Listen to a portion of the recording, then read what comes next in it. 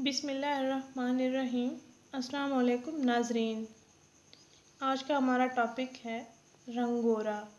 कम वक्त में ज़ुबैदा आपा का रंग गोरा करने का टोटका।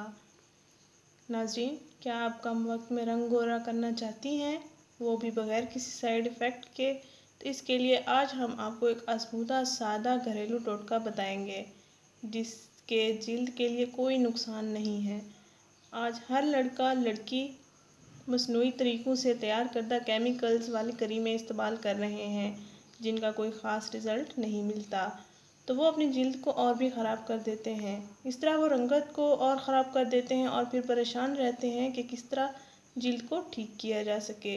यहाँ पर इतने अखराजात खर्च करने के बाद डॉक्टर्स के पास जाते हैं, इनसे जिल्द के लिए इलाज मुआवजे का हल ढूंढते हैं। इस किस्म की तमाम परेशानियों से निजात पाने के लिए नाज़रीन, आज हम आपको एक आसान और कम वक्त में गोरा होने का टोटका बताने जा रहे हैं। नाज़रीन, रंग गोरा करने का आज़मूदा टोटका ये है। एक बड़ा चम्मच बेसन लें, उसमें 1 चम्मच नींबू का रस निचोड़ लें और 1 चुटकी हल्दी भी डाल लें। एक बड़ा चम्मच बेसन लें, उसमें 1 चम्मच नींबू का रस लें और 1 चुटकी हल्दी भी डालें।